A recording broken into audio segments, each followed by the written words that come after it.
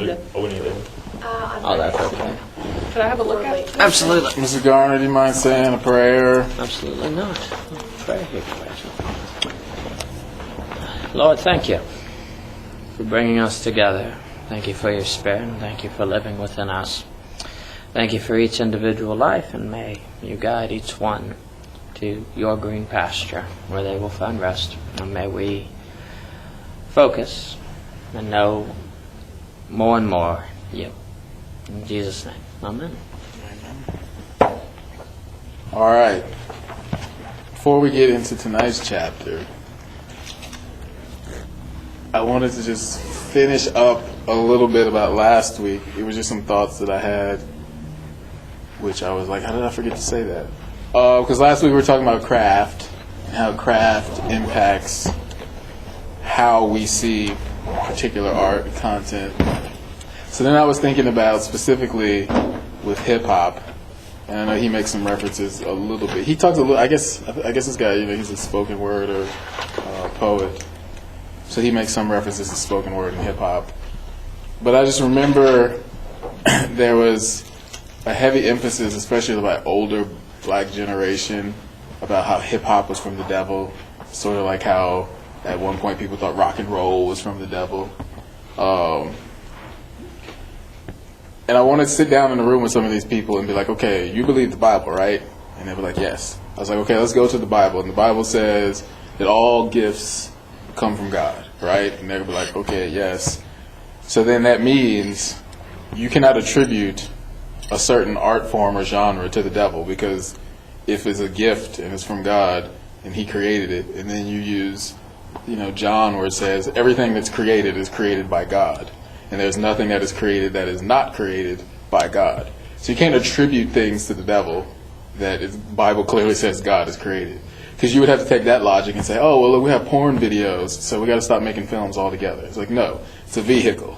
It's a way to create something. The content that goes within the vehicle is another thing. That's solely dependent on the person creating that content. It's like when people say, oh, movies are so violent. I'm like, movies are not violent. Movies are motion pictures played, in sequence until they look like they're moving. People have content and ideas and thinking that can be violent, but a movie is a medium, a method, a vehicle. And there was a couple articles I read. There was this rap group called the Cross Movement. They're not together anymore. But when I first started getting into Christian rap, they were probably the most popular at the time and the ones with the most quality. And I remember reading an article by one of the guys, and he said he got up, he performed this rap, and when he got down off the stage, some woman came up to him and said, I just want you to know that what you're doing is of the devil. And he said he paused and was shocked, and he said, how could somebody getting on stage saying sin is wrong and praise Jesus be from the devil? He just couldn't understand how people couldn't see past the music itself, the beats, the loud sounds. So I think it goes back to what I keep referencing to a lot. It's just people are obsessed with this idea that Christian equals a particular aesthetic.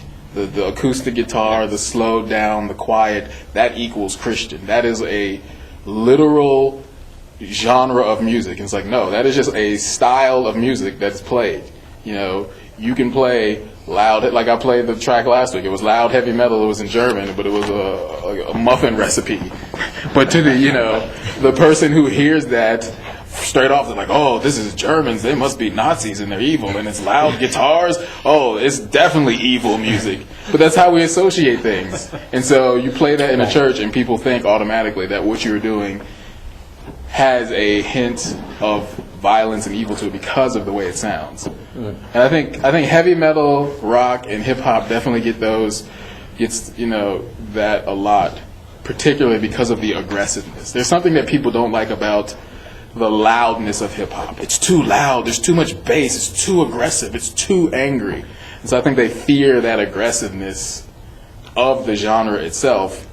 And then you couple that with some of the content, which can be aggressive, because some of the people who have lived those things are going to say things in an angry way. So it's like the double impact of that. And And I just remember the quote, was it from this last chapter? Oh, yeah, there's a chapter that we're going through tonight.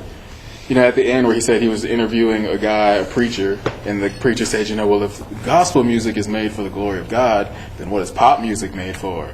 You know, trying to lead him down that line of logic. And that's another flawed logic, because to assume that gospel music is some kind of like, people think that gospel music came with the earth itself. You know, it's like, no, gospel music is a genre created just like every other music. Somebody in the church picked up some drums and decided, hey, you sing the notes like that and you play the organ. This is not, there's nothing inherently gospel about gospel music other than the fact that we call it gospel music. Or if you watch, I don't know if you guys saw the movie Ray, you know, Jamie Foxx played Ray Charles. And, you know, his girlfriend at the time, he started playing gospel chords, but he was changing the words. And, you know, it was the same rhythm, the same melody, but he started singing about a girl. And, you know, his girlfriend was like, you can't play that, Ray. That's gospel music. That's, you know, that's blasphemy. And so, again, it's that idea that a particular genre, a particular sound, a particular style inherently has, like, the power of God infused in it because it's called gospel. And so that affects how people then view the content of the art. So I could play you a gospel song. Like, I kind of want to do some incognito test on people. I just want to, like, go up and start playing like a gospel sound and start playing something that's completely unreligious and seeing if people just start swaying and saying, yeah, and they're like, did you hear what I was saying? I was saying I hate my mom. What? I didn't hear that at all. I was like, yeah, because you just thought it was gospel music, but you weren't listening to what was going on. Or I want to take a really loud song that's like, praise God, praise God, praise God. Turn that violence off. I was saying praise God. Oh. So people are afraid of particular genres. They're afraid of particular vehicles. So we have to, like, unravel that mess and get back to the fact that God has created all things. They're all good, and we make the choices on what to do with them. So I just want to put that out there. If anybody has anything, we can go on that, but otherwise we'll... Thank you. Standing ovation. So yeah, let's just jump into chapter 3. And while we're on chapter 3, I'm going to bring up the new topic, but does anybody have anything that just was standing out to them, jumping at them, that they really want to talk about from chapter 3? Those of us who have just read it.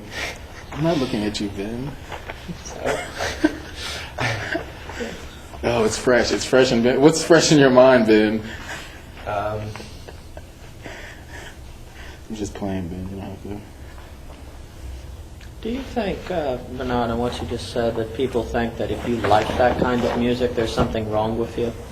Like, there's a way in which it's like, if you like heavy metal, there must be something ungodly about you. Right. I think that goes on, too. It's like, if you like rap, there's something ungodly about you. I think that's subconscious. I don't know. I mean, that could be part of it. I think you particularly, okay, I think heavy metal, because it's often been linked with, like, Satanism and Satan worship, and then hip-hop, because it's often linked with violence. People can't separate the two, so they automatically associate the two with each other. Yeah, and if you like it, therefore you're Satan worship or gangster. Right. Yeah, I think that's mixed in, maybe. Well, I think a lot of it has to do with ignorance. I mean,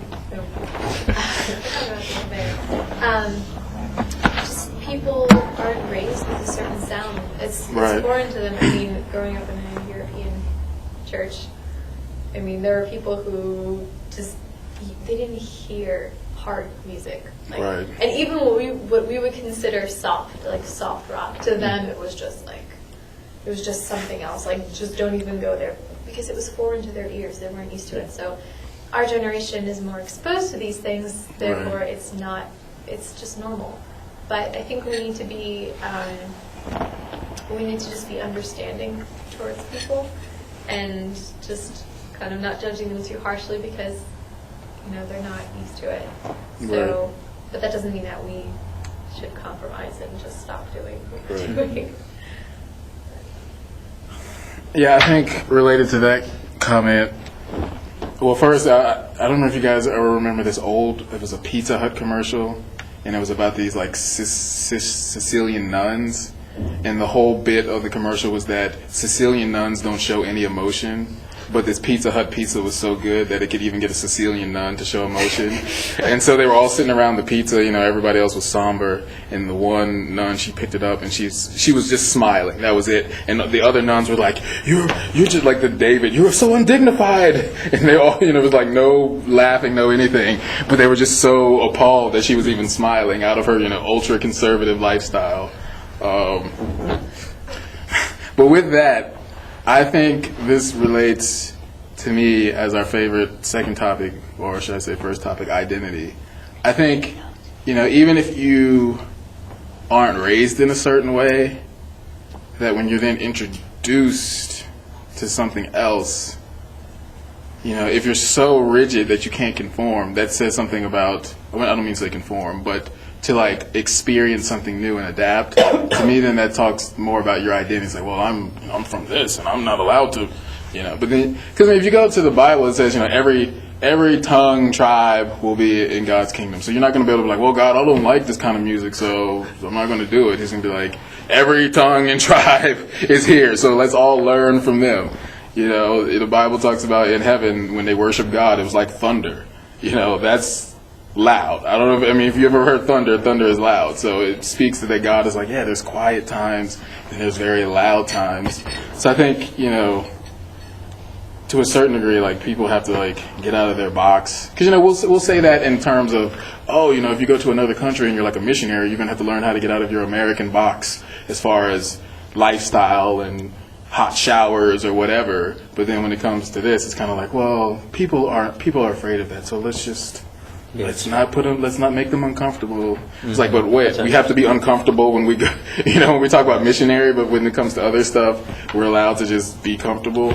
So I think we just have to like balance all those things. But because I also think about, if we're thinking about, because I remember one time I was at church, and the pastor played a song that he really thought reinforced the message he was going to preach. And like he really seriously, before he played the song, apologized. He said, I'm sorry, this song is really more rock than our normal songs.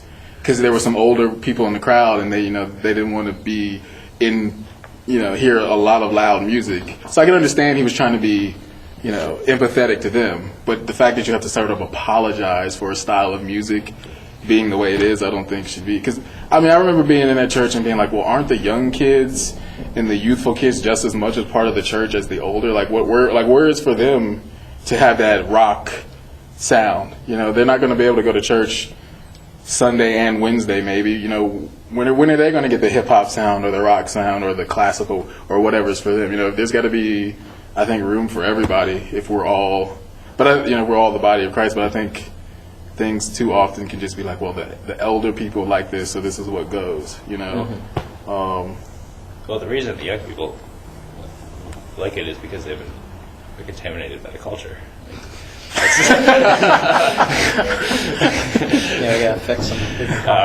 Yeah, I think it is seriously like a cultural thing because, for example, my parents, like, I love my parents, but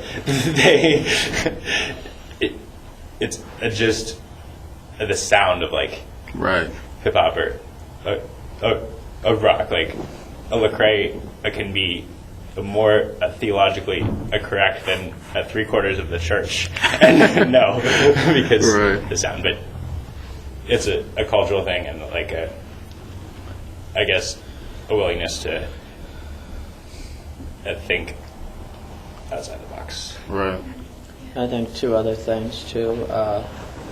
Human beings naturally associate something with the worst elements of it, and from a particular universalize.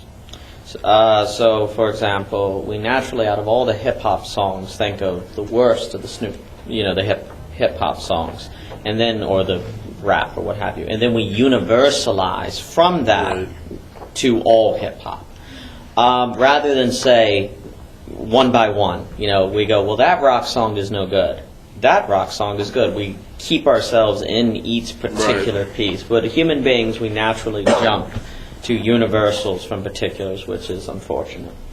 We were just talking in my photography class before I came here about stereotypes and why we continue to stereotype.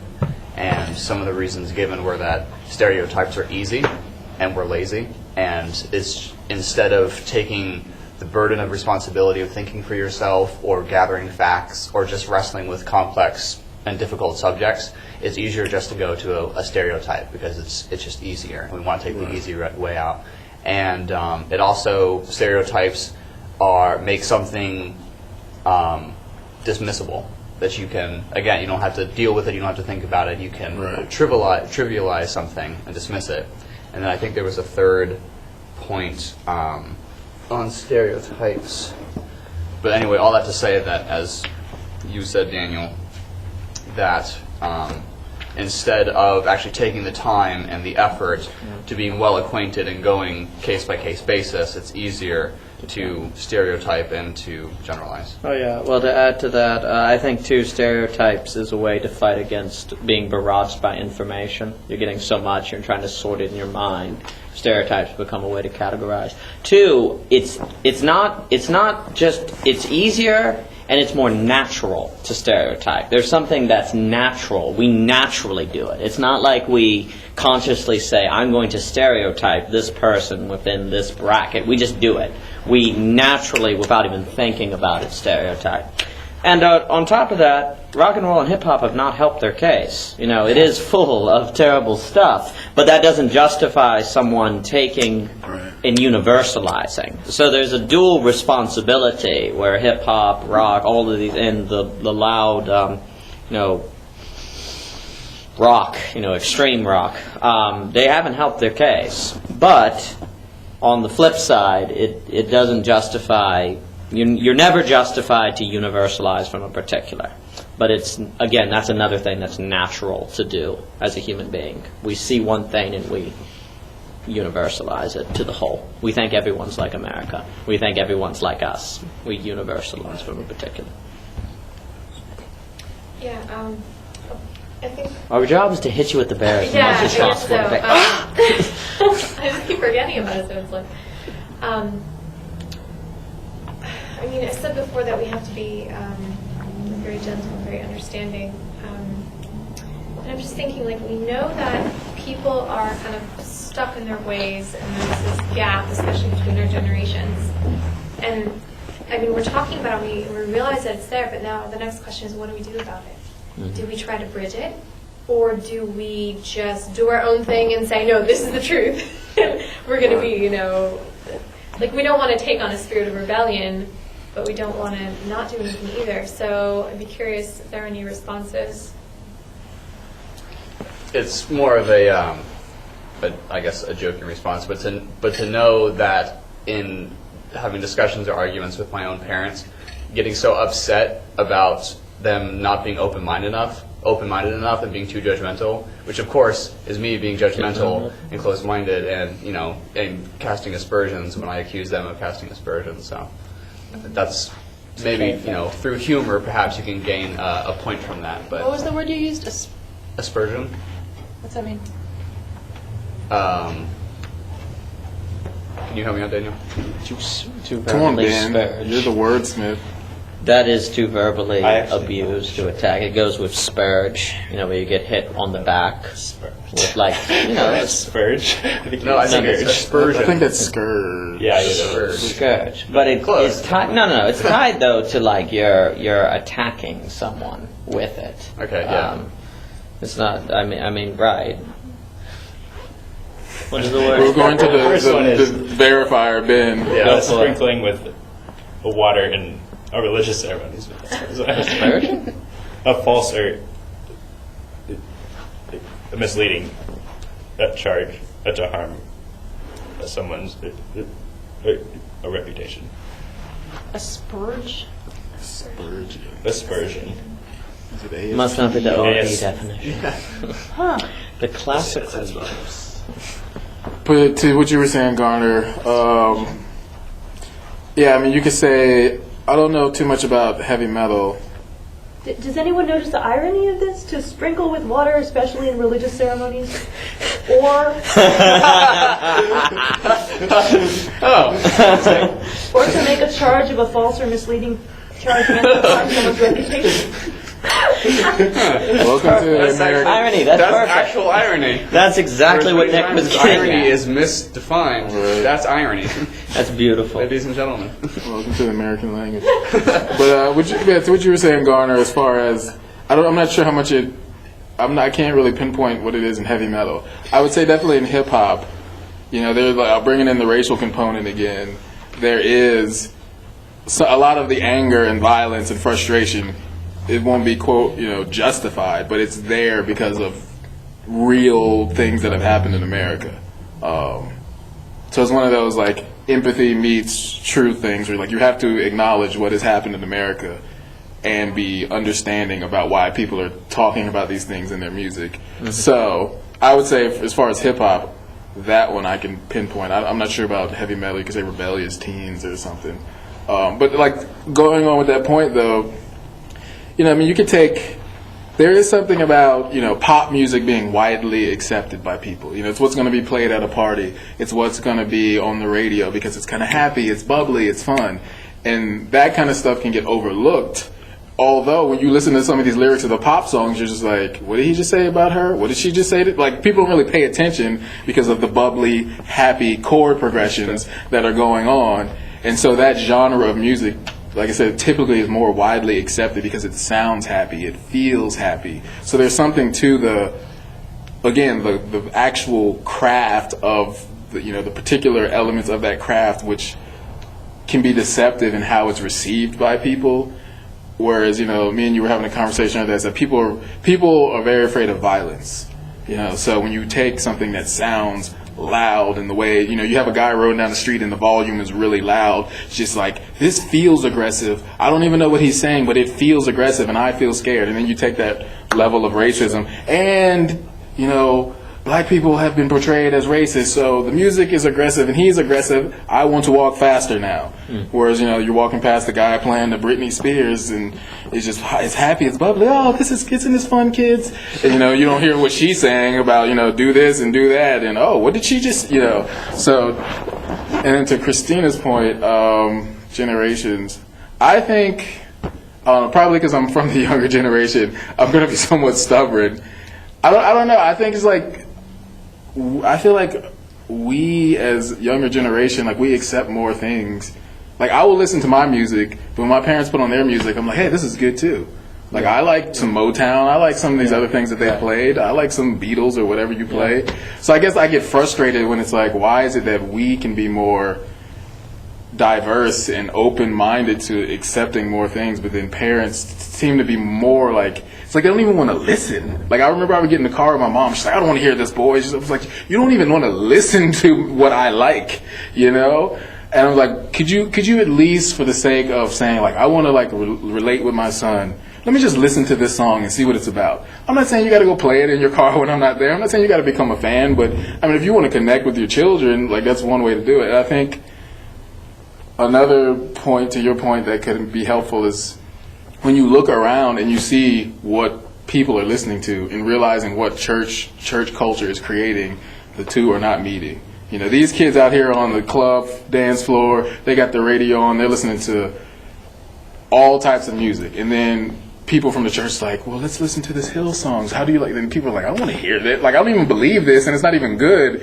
quality. So I think what could help that generation see, like, we need to start opening up to these kinds of music is like, if you're really like committed, like you say, to like being about spreading the gospel of Jesus, and you see that people are not responding to what's being brought forth from the church, then maybe they'll wake up and be like, okay, let's start letting the kids do what's passionate, for them, and letting them really, express themselves in the music, and let's make sure this kind of music is played at church, and let's make sure that people know Christians have put this music out. So I think maybe for them, they're more interested in the cause, and we're like, hey, we're the vehicle, They seem to have the message, not that we don't have the message either, but I should say, but maybe our strength is more in like how it gets there, and maybe their strength is like what is getting there.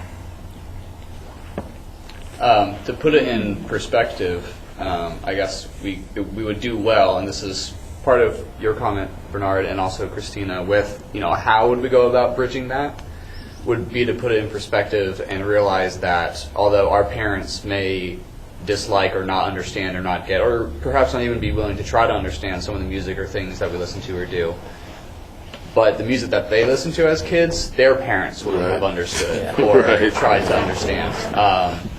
And so to realize that it does have a lot to do with perspective, and if you can put yourself in somebody else's shoes, and that does go a long way to trying to understand where they're coming from.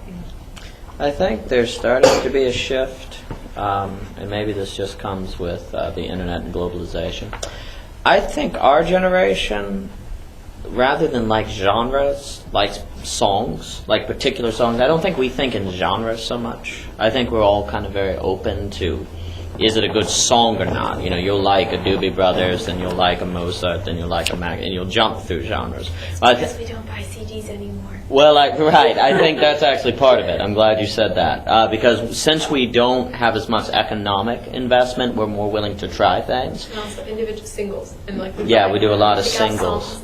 That's right. Well, generations in the past, and perhaps like Nick said, even the generation before, you were more bound to limited exposure, and so you were less willing to go outside the genre that you knew you loved. But I think our generation is becoming more, that's a good rap song. Oh, that's a good, etc. We think in songs, not genre. I mean, too, like I don't really particularly like, electrical music. But then there's that Brian Eno discrete music that goes into that remix of Bach's Air that's just extraordinary. So, I mean, even that, it's kind of like you can find particular electrical songs that are really good. So I think there's a shift there. And I think we're becoming more particular in our thinking. We're either becoming extraordinarily general and lazy, or we're becoming much more particular. As you two were talking, it made me think of valediction speaker they had over at UVA one year, some New York Times best-selling author, and one little sentence in his speech, he said something about, he's like, you guys outrig your, some metaphor he was trying to use with boats, like, you guys outrig your boats better than we did as your parents. He said, what I mean is, you guys have 50 Cent and Frank Sinatra on your iPods. Right. He said, when my generation, we did things in masses. He's like, it was only like 50,000 or more. They didn't think in terms of individuals, I guess, maybe. So maybe it's partially that time period where people were kind of thinking, like you're saying, more generally in groups, whereas we think more individualistically. And that kind of relates to how we, choose our music now. I want that single because I'm an individual. I want something special for me, like, the whole Generation Me book you bring up. I think maybe it's recognizing the strengths of both. Like, you guys have the big picture thing, but we know how to get in there in the, the individual level or something like that, and bringing the both of those together, realizing that both are important because you have to make those two work together or it won't work. Because if you don't have the individuals, you're not going to make true impact. But if you can't see the big picture, you don't even know where to start. So I think it's, recognizing the strengths and weaknesses of both. Yeah. It's like body of Christ across generations. Last week we talked about genres. Now it's like generations. Yeah, but I'm glad you said body of Christ, because I was just thinking about how important it is that though, the generations, even within the church, have, they're divided and have different approaches to things, we have to make sure that we don't cause division, because it's very, very easy for the young generation in discovering truth, and this truth may really, God may give a revelation of, just really enlighten our thinking in a way that maybe our parents have not had. God can give that revelation, but we have to be very careful in the way we handle it, because it's very easy to cause, to act in pride, and it happens far too often, and we just have to have that love towards others, because we have to remember our motivation too. The point of us being here is not just that we want to create, but that we want to create for the glory of God. And why do we create for the glory of God? We don't just, write songs and like point them up to heaven and like the music is just like broadcasted to God. It's like it is reaching. It's broadcasted or played or art is made for people. So we have to and we do that out of love. So whether it's we don't want to have kind of tunnel vision where we see our audience only as our generation. Right. We do want to enlighten those who have not had that light given to them. And in order to do that, it's just about love. So we can stick to what we know is right, without having to tone it down, without having to compromise the hip hop, but it's all in the presentation. Right. And we know that it's all in the packaging. It's all in how you give something. You give something with love and with humility, and it will be accepted in a different way. Even, like my dear friend, this one girl, she's so sweet and so gentle and just acts really in love, and she loves Christian metal. Like, loves it. Like, she is so into it. And when I first met her, I was like, I could not place it because, again, the connotations of what metal music is like and who listens to it. And yet the way she spoke about it, I remember like she was sharing lyrics with me. She was talking about a song. I didn't know it was a metal song. And she was sharing lyrics with me. She said, Cristina, there's such an anointing when they play. There's such an anointing. I'm going to send you this song. And I was really excited, and I was expecting some kind of prophetic worship.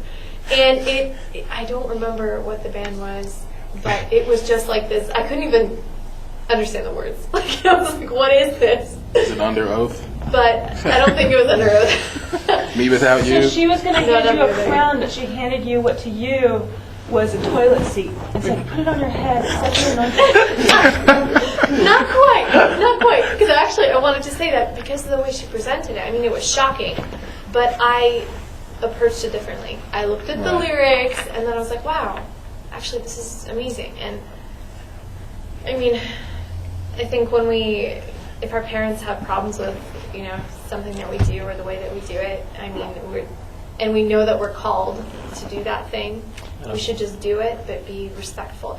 There's actually, if anyone remembers the passage, I think it was one of Paul's letters, and he mentioned something about how some people eat meat and some people, don't eat meat. And wasn't there a mention about like being, whether people believe it or not, like whatever they believe, just to be understanding or tolerant? Does anyone know where that is? Yeah, no, talking about food on the altars, and he's saying they're asking, can we eat that food because it's been given to other gods? And he's saying, yes, because those gods don't exist, so it's okay, and we don't want to cause vain disputes. And that gets linked to 1 Timothy, where it's like when you're interacting with these other tribes, don't get thrown into these giant debates over the kind of the validity of the bread or of the religious rituals.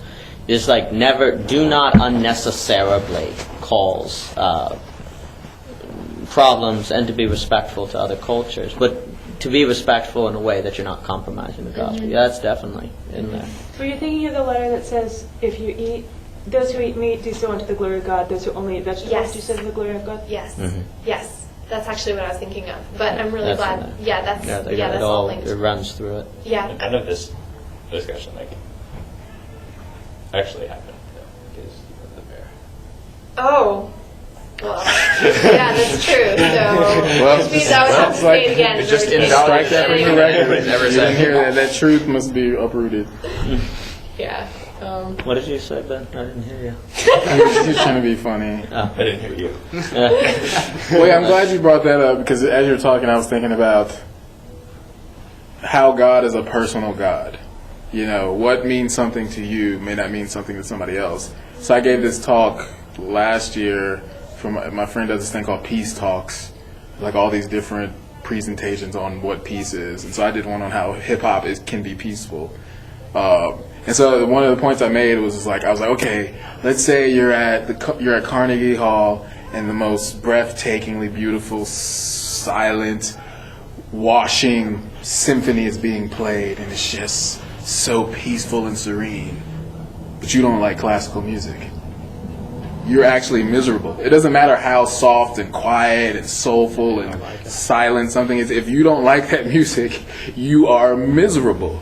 So I'm thinking about what you're saying and relating to, we're talking about the generations and how something can mean something to a person who's a teenager, which you don't get as an older person. You're like, I don't understand how all these clanging metal cymbals and loud guitars and pig squeals mean something to this person. But it's like you're saying, like from both sides there has to be humility. That person has to say, look, I don't get it, God, but you say this kid likes this, I gotta like agree with it and figure out how to love him in that way. So I mean, there's got to be acceptance, because I feel like there's definitely like a lack of acceptance for the younger generations. Like if you're the adult, it's like, well, we have to accept you because you're an authority and listen to us. But I remember I performed a poem at Random Row. One of my friends, he's not here anymore, but he was from New York. So I had this whole poem where I'm talking about the subway and how I love riding on the subway and the underground and the trains, and I play these cool like jazzy keys on the keyboard while I'm doing it.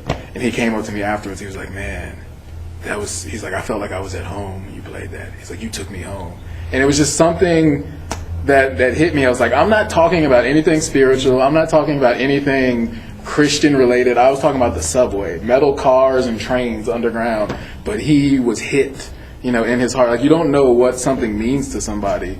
So I think, it's important for us to realize that God has created each person uniquely, that when he makes something that's made for them, it's going to like make an impact. And we got to like keep that in mind. So yeah, for the older generation, you got to like open your mind and be like, look, if we're going to love these people, we have to love them the way that they need to be loved, not the way we think they need to be loved, which is going to be ineffective. You can keep. I think that's another problem with the gospel, having the gospel and the music so interrelated. Not the gospel as in the gospel we're preaching, but the word gospel, how it's attached to music and calling it gospel music.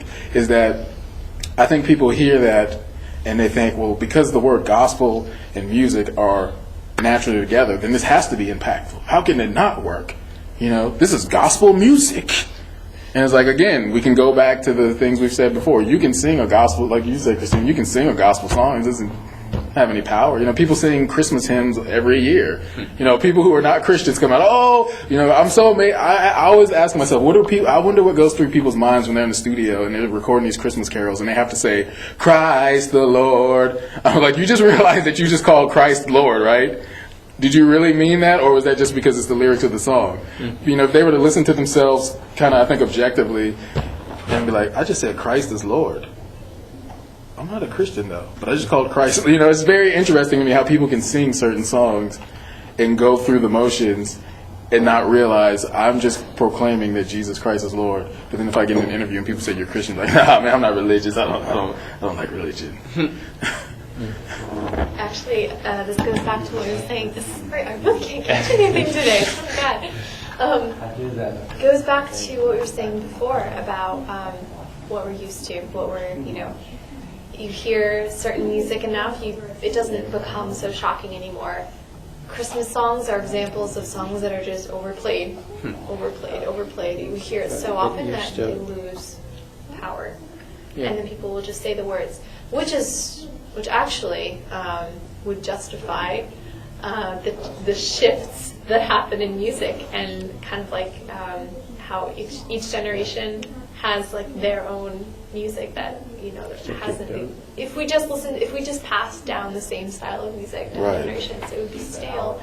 And God is always doing a new thing. Right. Yeah. So I think I have 3 points. One, there's a lot of work to be done on what does it mean to honor your parents. I think that's quite a topic. 2, I think there's a great challenge in determining how exactly would one go about making Christian music that was like, say, the music they play in India. There's quite like the Sivya prayers or the Krishna prayer. There's a very distinct sound. Or with the Sufi tribes, there's like, well, how would one go about making that kind of music in a quote-unquote Christian way? Is that possible? What would you say? But then if you're saying it directly, then isn't that explicit Christian art? And you seem to be falling into another one of the pitfalls that we've talked about.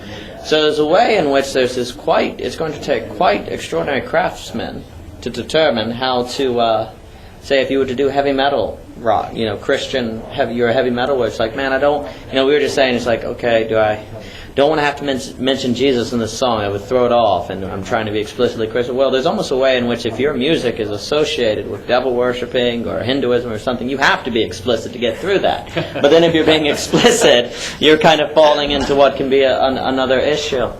That gets into, if we say we're not Christians, we're not artists who make Christian art, we're Christians who make artists who make art. What does it mean for a Christian who makes art to make Christian art? To be Christian in making their art. What does that look like? And that's a huge question, and it goes many ways. Here you go, Rachel. Last week I was interested in certain phrases from the first paragraph of that, and there was one other phrase from the first paragraph of chapter 2 that keeps coming to mind, which is art that's distinguished by a regenerated outlook on the whole of life. Exactly. Art that is distinguished by a regenerated outlook on the whole of life. Oh yeah, I love that line. And 2, I think he references T.S. Eliot, which is really good, where he says we need less explicit Christian art, but more subconsciously Christian, where the artist, and that's a regenerative outlook on life. The question is, how would someone who's doing heavy Christian metal have a regenerative outlook on life, and the listener would get it, rather than, because if they're not explicitly being Christian, how am I going to get through my precept complex? Right. That's an extraordinary challenge. Yeah, I think after last week's discussion, well, first, when you're talking about Indian music, there's this really interesting documentary on the Beatles, more specifically on George Harrison of the Beatles, on HBO called George Harrison Living in an Immaterial World. So they really follow the Beatles' rise to fame, and then they're getting interested in like Hinduism and Krishna. And so they started playing this song of his called "My Sweet Lord," and like if you just hear the chorus of that song, you think he's just talking about God. It's like, my sweet Lord, my sweet Lord. It's got this gospel kind of choir feel. And then, like, when you get to the rest of the lyrics, he's talking about Krishna. And you're like, there's probably people who just hear that in passing on the radio, and they're like, my sweet Lord, for years just thinking, my sweet Lord. It's like, wait a minute, look at those lyrics. And you're like, oh, he's not talking about Jesus, he's talking about Krishna. So again, it's just interesting to me how, all these things can kind of collide, and we don't really realize what's going on. That document, you should watch that document. It's pretty interesting, just this whole spiritual outlook that they had on life, and how it changed how they approach music and everything. So after last week's discussion, we were talking about, me and Daniel got in this discussion, and I think we pinpointed the fear of why people veer towards explicit Christian art. It's because we're afraid that if we don't do this right, people are going to hell. Like, we have a fear-driven gospel. Like, if I don't come out and say this is about Jesus, it's like I said about my friend who was Muslim, who said, if I leave this track about Jesus and somebody picks it up, then they get saved because of me, and then I'm in trouble with God. So that's what we think. We think if I don't come straight out and draw this picture of Jesus, make it clear cut, then somebody's not going to get it, and they're going to go to hell. That's it. And that's improper thinking about how our foundation of what the gospel is about is based on. It's like, if God is about love, he's not leaving out the fact there is hell. And my friend, he put it really well. He said Jesus spoke about hell not to scare people. He said, but because it was a reality. He's like, he had to put that in there to let you know, like, look, this is real. This will happen. So I'm telling you. I'm not saying this is the focus, but it is real. So, first of all, it just deals with our own heart. Like, if we're afraid that God is trying to kill us or destroy us if we don't preach the gospel, it's like we have an incorrect view of God, because he's saying, look, Jesus did everything. There's nothing you could do. It's all his grace. So your fearing of this is incorrect to begin with, because it's his grace. So it goes back to identity and working out all these other, things in your mind. But just, I think bringing in the idea too of the Holy Spirit. If we feel like God is giving us his painting, like, Nick took the picture, Cristina took the picture made the painting. They both felt like, hey, I just want to take this picture. Hey, I want to pursue this image that's in my mind. Then you have to trust that God is putting that image in your hands because He's going to do the rest. You're going to paint it, and then somebody's going to walk by and is going to speak to them, and He's going to say, you need to hear this. Versus us trying to feel like, if I don't paint Jesus in all His glory on this 3x4 canvas, people will go to hell. It's like, first off, Jesus is like, you cannot contain me in 3x4. Number two, I have a part in this job too of leading people towards me, and you have to believe if God really wants to lead people towards Him, He's going to do it. I don't know why I used to struggle with that thought. I was like, why am I so concerned if this does anything? If God really wants people, He's going to go after them. So why don't I just relax and do my part and then trust that He's going to do His part? So I think it comes to trusting God, relaxing, having fun, and being like, look, we're in a collaboration with God, and if we're doing our part and we're trusting Him, just trust He's going to do His part and He's going to do what needs to be done.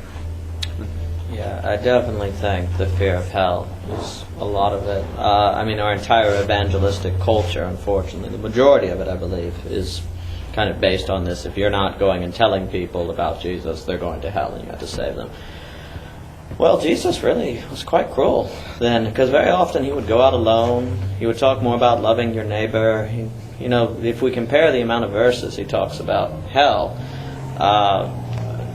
it's definitely a minority. Now, that said, the modern dilemma, the modern problem is what we do is we go to the extreme. There's a lot of denial of hell's existence because we're like, there's so many people who are scared of hell, therefore let's create theology in which hell doesn't exist. Mm-hmm. I think you've got quite a case to make to do that. But I don't think it's right where, say, Christians have taken Rob Bell and now we don't want to talk. We think we hate his guts and we don't want anything to do with him. I think that's always I think it's just very tragic that Christians are so quick to take someone based on their theology and decide that, they're a terrible human being. Okay, maybe Rob Bell's wrong, but let's not, crucify him. We do that though, right? We decide that this guy he's a quote-unquote false teacher, therefore we hate his guts, and love your neighbor no longer applies, and et cetera, et cetera. It is interesting. Karl Barth makes a universalistic case. You can do that. But anyway, that's all the side issue.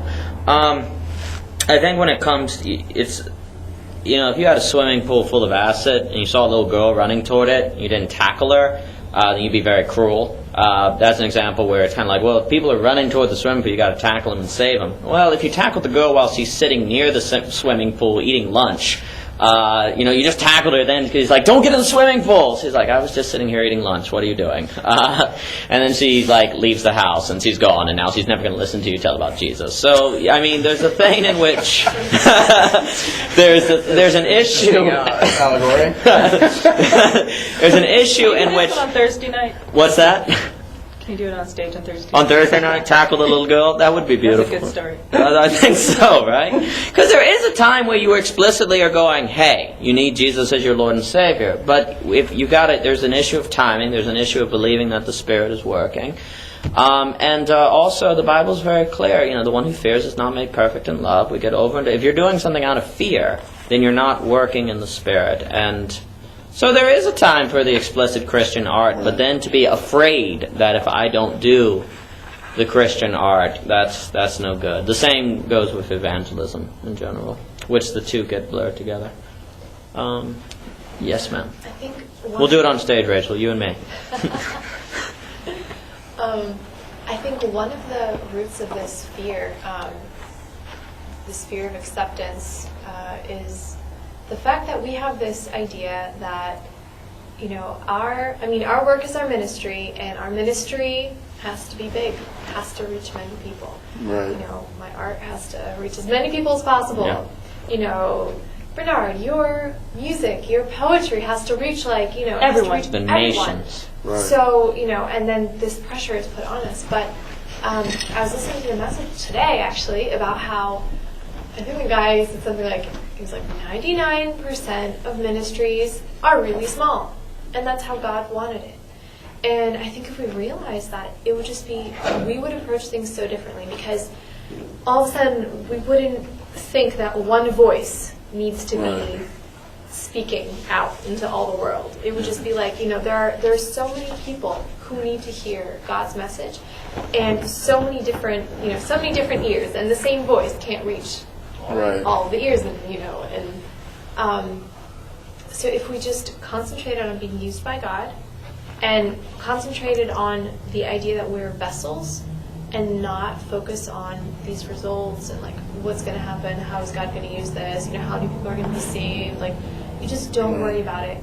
This, it might just touch a few people, but that's how God works. Because if everyone created one thing that would just truly be like, God was working through that person, and that would speak to even just a few people, the world would be changed. But it's just that too many people are trying to reach everyone, and as a result, they reach no one. That's right. It's just, projects like local projects with local people.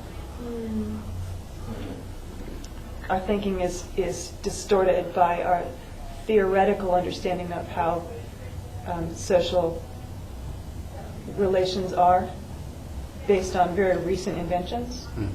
And it's my opinion that the actual people in our real life have to be the ones we realize are actually in our life, real people, and not some imagined generic person. That's true. Absolutely. That's true. I'm glad you said that. I read a really good book in college in a Bible study called The Master Plan to Evangelism. I'll give you the gist of the book, but if you want to read it, it's worth reading. Sir, another book sale. Yeah, I actually was. I got a couple copies last year. But it basically started off saying, look, it's like we live in this culture where we have all types of communication, radio, internet, TV, satellites, but why isn't the gospel being spread like wildfire if this is the case? And he says, it's because we have failed to operate as Jesus operated. He said, rather than coming up with a new technique about how to do evangelism, why don't we just look at the original technique created by Jesus? So then he just went through methodically. He was like, okay, Jesus, step one. He found... I know. Imagine the Bible. You could not pay me to walk around my own town preaching the gospel. That would be so embarrassing. I want to do it anonymously over the internet. To someone in Colorado. But this is what he said. He said, exactly. Jesus found 12 people in which to fully pour out his life. And he concentrated on those 12 people, just hardcore, you are my guys and nobody else. And he said, and then even within those 12, there was a couple, 3 or 2 at the top who were the most intimate with Jesus. So he said, okay, pour in your lives into these people. Next, he tells them to replicate. Okay, see what I just did? I got 12 of you guys. Now you go get 12. And it's like he's instantly multiplied himself to 144 without having to leave his city. And he said, and he's making the point that you were, from that sermon you were listening to. He said, if everybody did their part, the whole world would be reached.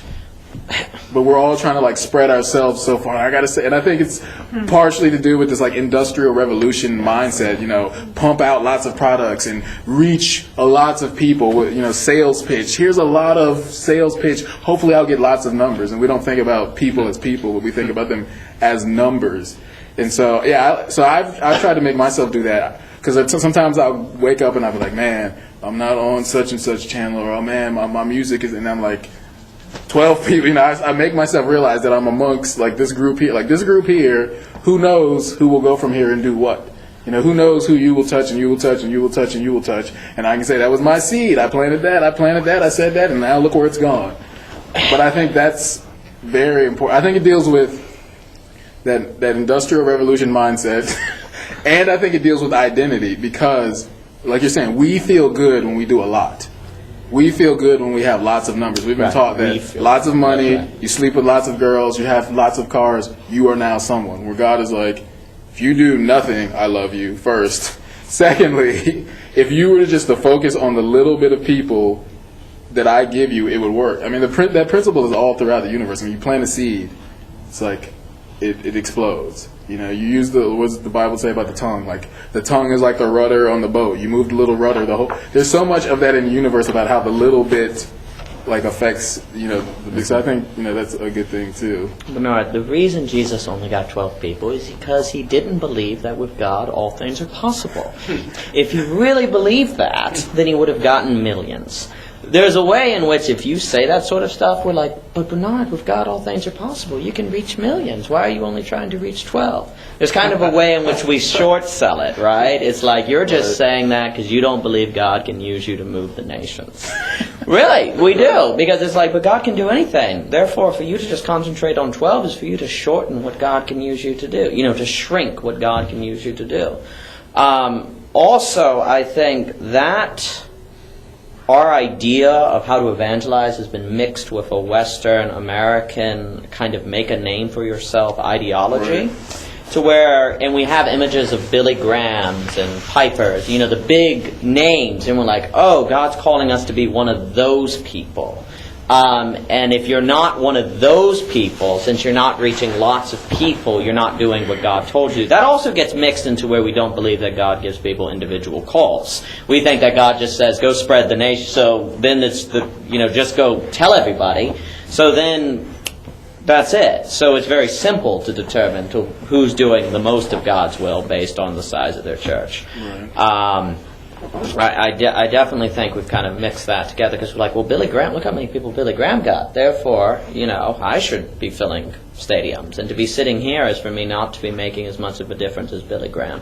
So I think in our consciousness we have the names associated with big-time evangelists that make it difficult for us to truly believe with our whole being that it's worth giving your life for just 12 people. Right. Or also note that because I mentioned Rob Bell and showed sympathy for him, a lot of people now hate me because you're not allowed to do that. So that too, like everything you're saying too, Bernard, it's like you're not really, you're tied in with sort of that weaker terms like local, going through the village, talking. That's all tied with that smaller, sort of not thinking big picture, that more liberal, small grassroots movement, and that's organic farming, and before long you'll be voting for abortion. And that's no good. But we do that in our minds. We associate that kind of strategy with particular affiliations, which is crazy. There was something else I was going to say. There's a great book by John Hunter called Change the World, and he makes a case that the only way the world's ever been changed is by small group movements in localities that have spread. So Jesus apparently knew what he was doing. Shocking. To tie it all back to the chapter, which we kind of started, and then, but I was struck by the part on page 44 where he said, "The third worry about secular art has been that it is trivial. If we believe we are participants in the struggle, how can we spend time in leisurely contemplation of paintings or relaxing with the CD? Doesn't the New Testament analogy of the Christian life as a war or a race show that we have no time to slow down and relax?" So I think that's another thing. That's something that I think about a lot, especially when I bring up the idea of play and how we need to be more playful and more youthful and more childlike. You start saying that around people and they start looking at you like you're crazy. Like, life is serious. We don't have time to be playing around. We got to stimulate the economy. And there's war going on. So first on that, when I taught this other class here, I brought up the point of we have a wrong mindset on how to approach problems. I said, okay, imagine I had this cup of coffee or a cup of water that Daniel's drinking from. And everybody else in this room was dying of thirst. Now, the thing that appears to be noble for me to do is to say, oh, you all are thirsty? Well, let me dump out this water, and I'll just be thirsty with you. No, all of you would be like, you idiot. We could have all had a sip of that water and no longer been thirsty. And that's how I see people do with play. It's like, if you're playing, then you're like gouging the wound of everybody else who's going through pain. I'm like, no, the purpose is not for me to stop playing, but for me to then show you where the source of play comes from and to then pour out into you so you get a taste, and then you're like, hey, this is actually pretty good. Maybe I should start doing this on my own. So we have, I kind of took that from my friend. He said some woman came into a conference and she told her children, like, once a month, you don't go, once a week we go without a cookie, And, once a month I deny myself a pair of shoes just to show myself that I'm identifying with the world. And so she said she went to this conference, and some prophet came and said, okay, I came here for this conference especially for you, lady, and I have a word from the Lord from you. And she was ready. And he says, the Lord says, eat a cookie, buy a pair of shoes. And then he went on to make the point that God was saying, my intent is not for you to stop being blessed, but for you to be blessed to the point where you can now bless others. It's not stop doing, but do it with the right heart, the right intent. Don't not have money, but be able to give it to people.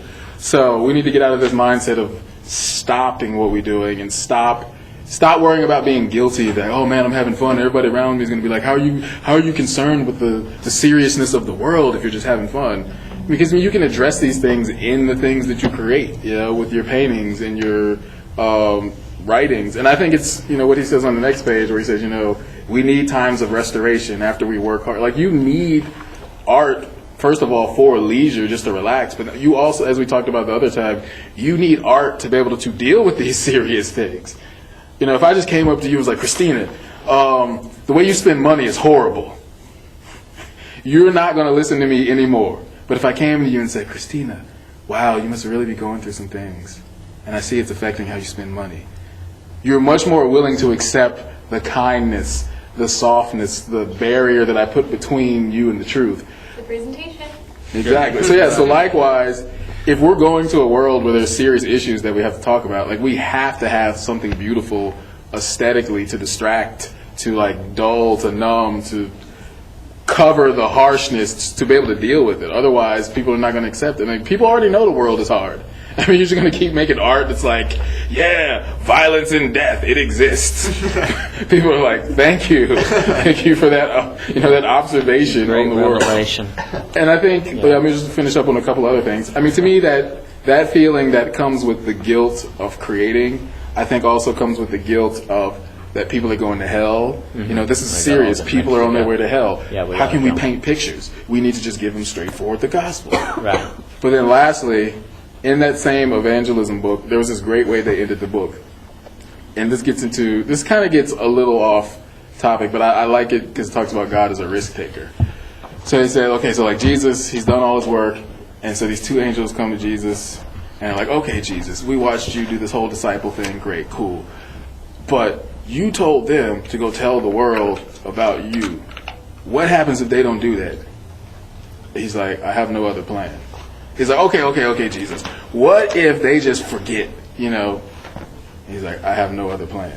He's like, okay, Jesus. What if they just rebel and don't want to do it at all? And Jesus says, I have no other plan. Just this idea that God is like, this is what I've chosen. Human beings, I'm using them. I told them what to do. They can listen to me or not. If they don't do it, I have no plan B, because my plan is perfect. I have no alternate plan. But just that idea that God, he's taking a risk, with the way he presents the gospel. Mm-hmm. So we can feel a little bit alleviated and be like, okay, well, God is counting on me to do this. So if I'm using art to talk about the gospel, I'm not taking nearly as much a risk as he is. Right. I'm just doing what he told me to do. So, thinking about that and, like I said, just relieving the guilt and the fear in creating stuff and feeling like it's worthless because, it has a reason, it has a purpose. I was going to say, one, if you really believe that God is alive, then a lot of your worry, he's alive, he is living and working in the world. So then you're not so worried. You stop being afraid that your stuff will give the wrong message or the wrong or you'll mess up. You're like, God is alive. He's not. If I mess up, he's not going to let my mess up throw this person off without coordinating this, designing, or arranging this, that, and so forth. So believing that we have a living God is very important. Two, I think we've made a mistake where we've said, you work to rest rather than you rest to work, because consequently we say you work to play rather than you play to work. And and if we did that, our idea of play is something that's going to end soon. But don't enjoy it too much; it's not going to last. Same with rest. We're like, don't enjoy. Tomorrow you got to get up, and if it's another day. But if you switched the order. as in Judaism, night is first and then morning. You rest and then morning. It's all integrated together. Then you would start referring to work as craft. It's like, man, we got to get ready. We're getting ready to work, to do something meaningful. And likewise, you're playing to get yourself excited, to get your enthusiasm up, to get yourself free, to do something meaningful. If it was like, well, we're going to rest we're going to play to share the gospel. We're going to rest to be like Jesus. Then we would start switching our way of thinking to where stuff like play is an illusion. There's really a sense in which we think it's an illusion. It's kind of hiding you from reality. Likewise, rest is hiding you from it's the weekend. It's going to end soon. It's not going to last. And I think if you switch those culturally, it'd be quite incredible to see the shift it would make in a lot of people's minds. Could you say that again? I got distracted. And which one's which, as it is now? Right now, it's you work to rest rather than you rest to work. Oh, I got to work here all day long, and I get tomorrow off. Right. Yeah, that's right. I have to work on Sunday. Yeah. Whereas, like today, I was working, and I had a long list of things, and I needed to just do a little task for each of those lists. The long list. I knew that things were going to come up, and it wasn't going to be so easy to get down that list. But I had a large mass of work to do. But an idea that there was a deadline actually drove me to be very focused, and it was enjoyable. Because the threat of the deadline wasn't dangerously threatening, but it gave me a sense of timing. Like it gave me a pulse of motivation into it. As opposed to, I know it's Sunday night, but maybe if I stay up and drink another one, I can just extend this a little bit longer. Right, that's exactly right. Kind of resignation that the fun part is the part that ends, and the hard part is the burden that you carry. Exactly. That's exactly right. And I think that's really been ingrained into our consciousness, where thus art is kind of hiding you from the real world. Play is hiding you from the real world. Right. Rest it's all an illusion. So when you're kind of talking about these things, you're just kind of full of yourself. Like all this stuff we're doing, we're talking about art and the importance of it, we're just living in kind of an idealism. It's idealistic. It's an illusion. Before long, you have to go to the real world. How many people have had, that's kind of common, right? It's like, well, just you wait. The real world's coming. It's a very common sentiment. One, I would perhaps now digress into a 50-hour conversation about economics and foreign policy, but I don't think that would be appropriate for CAA. But there is that sentiment where the real world equals hard. Therefore, the fun world equals unreal world, right? That is the indirect connotation. So everything we're doing here is unreal. And God is for real. So we got to get real so that we're for real about God. And if you're doing all this, you're not really serious about the real God. The word real gets linked up to all of that. Right.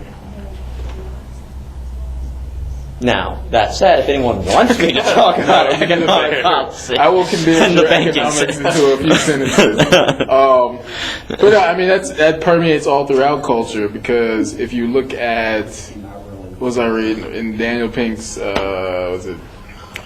Whole New Mind, he talks about how at one point Henry Ford would fire people if they smiled on the assembly line.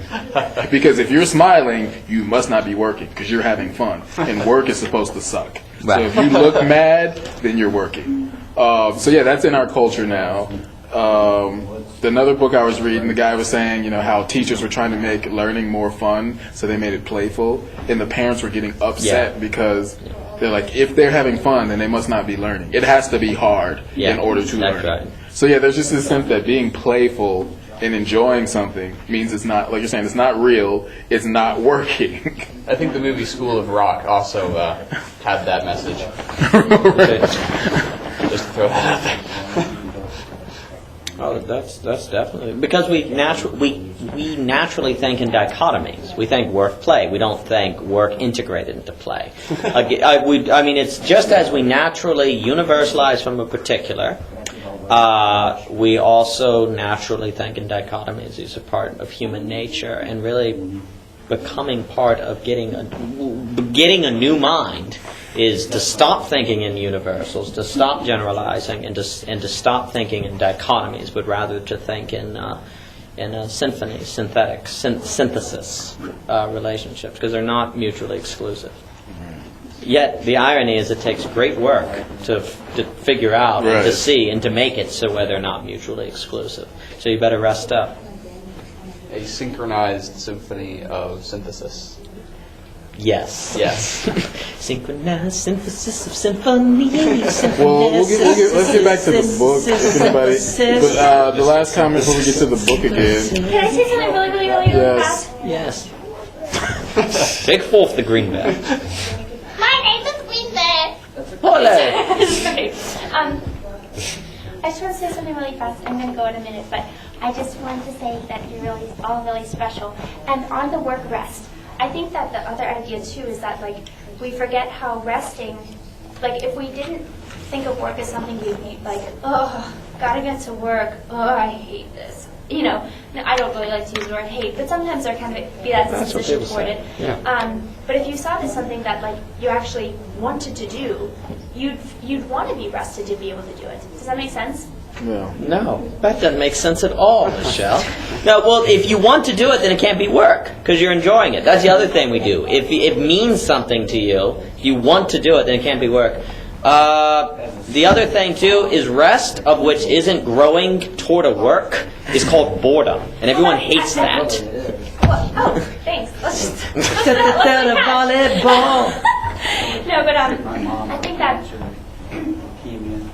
if you think about rest as like a time of gathering information and learning, then you're like, yay, now it's time to do the work of like putting that towards something. Like, so you could think about like even a holiday where you're spending time having conversations with family members. You're like, ooh, these are very interesting stories I'm hearing. Like, wow, I want to take this and make something of it. Or say your grandma talked to her for like 3 hours, and you're like, man, she should like write a life story. She's so interesting. You know, she remembers everything. But she's like, oh, I'm 80. I'm not going to write it. You know, it's like, well, I can write that. You know, so it's kind of like the sense of like in your rest is a type of like research, actually, Exactly. and then That's like your exactly work is a type of gmail.com. production Exactly. time. You know It what I all mean? feeds. You know, to that too, we live in a culture where it's about getting to the holidays, but if people are really honest with themselves, holidays are really laborious and people don't really like them so much. They're really tiring, like, oh, we have to drive here, buy these, blah, blah, blah. People don't even, you know, they talk about liking the holidays and look, bye, love, but they actually don't. They kind of live in an abstract. Bye. You're heading out? Bye, Ruben. For a second. Anytime. Good man. Yeah, it's holidays later. Holiday, yeah. Bye, Ruben. We'll see you soon. But no, if we're really, I mean, if we're honest with ourselves, even what we like look forward to are things that when they come, we don't really enjoy them that much. But you're not allowed to be real. You know, you can't really say that because then you're being pessimistic and existential or something. You know, back home on the farm, like you'd have a day where you're chopping the hay and then you'd sit on the porch and eat watermelon, but you were resting to do tomorrow's work. It always felt like, man, we're resting. It wasn't like you felt, oh, it was a long day of work. It was like, man, I can't wait, you know, we're going to go out there tomorrow and you're telling stories. There was just, for me, there was always a sense in which the rest, the work was primary. You're not all in it by yourself and then you're done. Yeah, that's It's right. you and the other people at the farm, and you're all in it together, and there's a lot to do, and Yep. you're so pleased with what you accomplished today. Oh, yes. And there's plenty more to do. That's right. And There's look a sense forward of, to it, Exactly. because you know you can do it. That's exactly right. So the work is always, because you do your craft, it's pointing toward the next, and you're excited to do it, and you enjoy doing it. But you don't have to do it all at once. Right now, you get to have watermelon. Exactly. That's exactly right. But in our current work culture, you know, you got to do it all at once. You can't have those breaks. So we also have kind of a poor, you know, you take your lunch break. You're only allowed to stop working because you have to eat. And if you didn't have to eat, we wouldn't even give you that. So aren't you lucky that you have to eat? Like all of our breaks are tied to biological necessities. Okay, you can go to the bathroom, but make sure you get back quickly, like in classroom. You can't just say, I don't want to be here right now. I don't want to do this. I want to sit outside and talk to you. Like, no. You sit there and you learn. Restroom break, boss. That's right. As a Shawshank. So we really do. It's the work. It's got to be serious all the time. But But what's so strange is, ironically, that makes it to where people want to goof off all day. Right. When actually, when you stop, having that aura, then my brothers and I, oh man, we'd be racing picking up square bales. We're like, Greg, I'm picking more square bales than you. It's like, oh really? Yeah. And you'd be racing. I mean, we'd play games on it. Or Ross would get up, he'd be out there at 6 in the morning cutting the hay. Because heck, if any of us were going to cut more hay than him. You know what I mean? You start, and they take it unbelievably seriously, right. And yet it's a game. So to blend those things together. And when you're doing that, you're not thinking about, oh, how heavy this tool is, or oh, how these shoes could be better shoes. I mean, that kind of thing is ridiculous. Oh, you never think. When your mind is that there's this whole field, and we're going to get it done today, so I may as well figure out an efficient way to get started. Exactly. That's exactly right. And instead of thinking how heavy, it's like, look what I can lift. In the shoes you wear, and you're like, look what I'm able to do this in. It's suddenly shifting to where it's self-empowering. Versus like, look how miserable I am. You're like, if the tractor breaks down, you're thinking of, look what I'm going to fix, not, oh, the tractor broke down. It's all shift in the direction of growth. There's a beautiful scene in War and Peace where the main prince comes out on his plantation. He starts cutting the hay with the workers, and he just really wants to do it. And he gets so excited because they're cutting the field. It's actually unbelievable. Tolstoy could write some really beautiful things. And all the workers are just super excited because they're like, they're allowed to quit. They can go away if they want, but it's like, no, we got to finish the field. We got to do it before the sun goes down. And they're racing to get it before the sun runs down. Then the prince runs into the big bowl, where he runs back into his estate. And he's like, we cut the field, we cut the field. And everyone starts kind of like looking at him like he's crazy. And he's like, you out there doing servant work? And it's described as Prince. I can't say his name. It's the most meaningful. He just loved it. It's the most meaningful work he did most meaningful thing that he did all year. And I think if we were to approach work like that, we would get a sense of what the labor was supposed to be in the Garden of Eden. Because there was work. I guess you'd say there was work in Eden. There wasn't labor. Work is quintessential to human existence, but not labor. Mm-hmm. Yeah, I'll wrap up the work rest thing, and we'll direct back to the book because we started with the book. We didn't hear if anybody had anything directly. Yeah, what you were just saying, labor.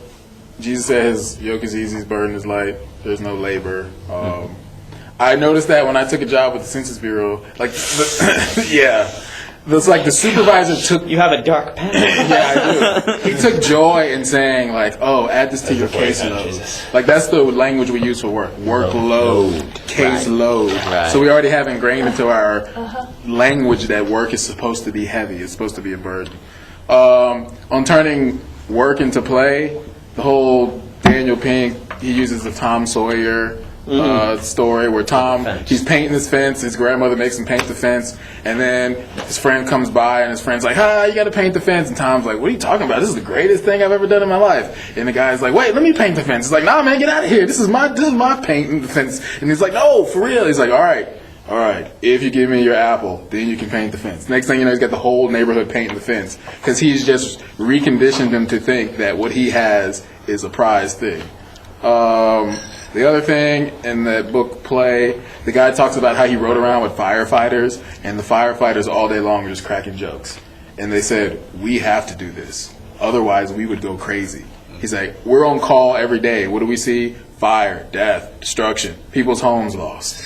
So they had to keep themselves sane. I mean, could you imagine if you just sat around with your friends all, yeah, man, the last fire was horrible, wasn't it? A little girl died, her mom, yeah, terrible. I mean, if you just cycle that in your psyche all day long, you're going to become depressed. We had the class we taught here before. There was a woman. She said she went to dinner with her friend, and her friends were morticians. And she said these were the funniest people she had ever met.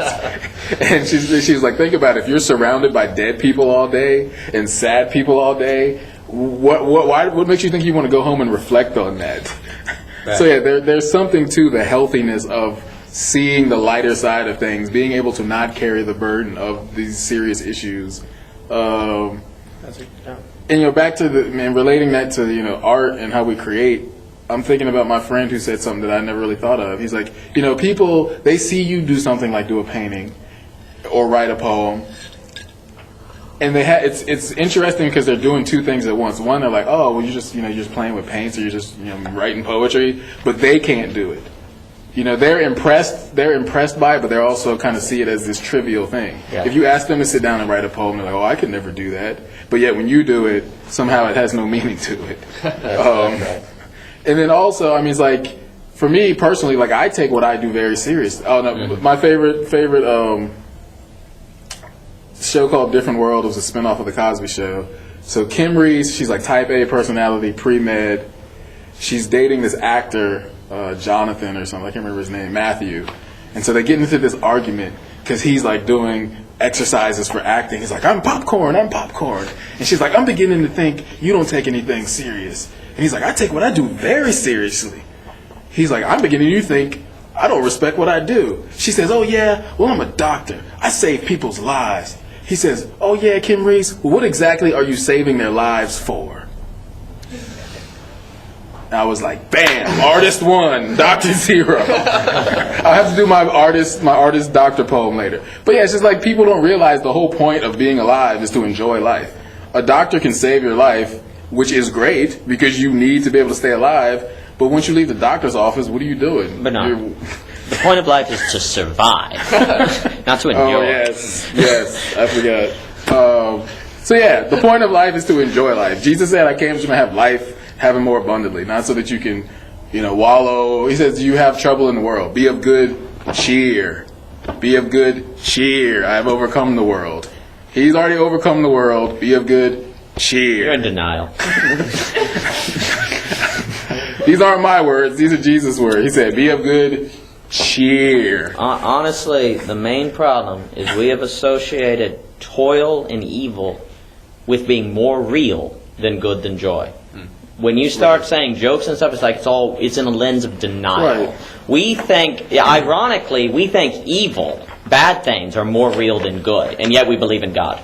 Well, that's what he said. I mean, where is the actual content of the jokes may be dumb and not even true, but the fact that people are sitting together telling jokes is very, very real. Right. Exactly. That should be more real. We should see that as the real world, not the labor and the toil as the real world. We should view the parties and the good times that people are having as the real world, not the week before the party. We associate... Or the morning after. Right. We should be associating good with real, evil with not real.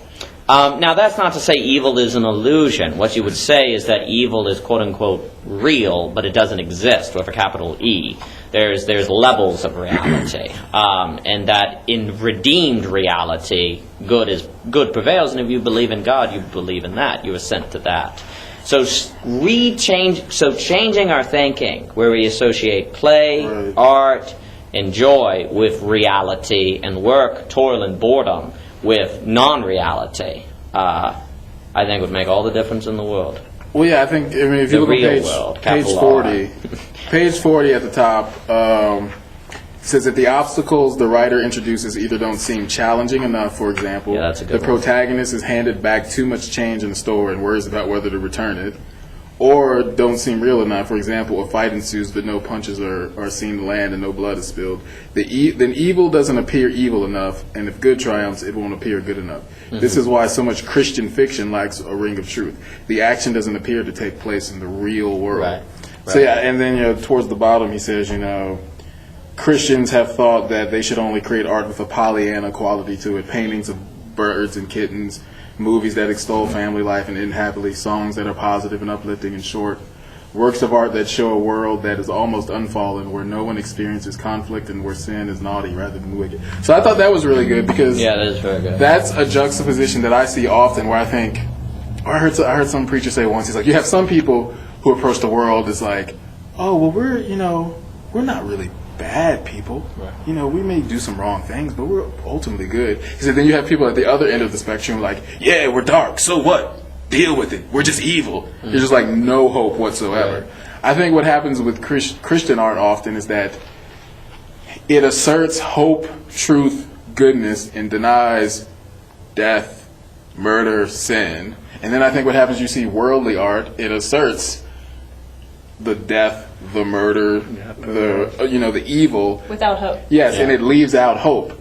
But what the thing is, like, both sides need to come together and say, like, this and this are both true at the same time. You cannot say that there is no hope in this world, because there are people who have hope, even if it's very dark.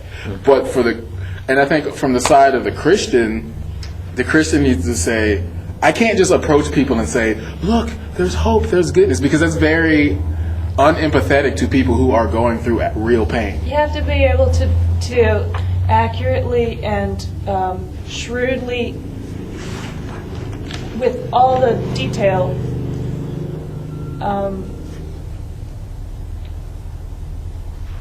I started speaking before I thought my speech through, I'm sorry, and I even cut you off, but you don't want a rubber stamp, pretty picture, pretty picture, pretty picture. You don't want all Christian artists just giving the beautiful images.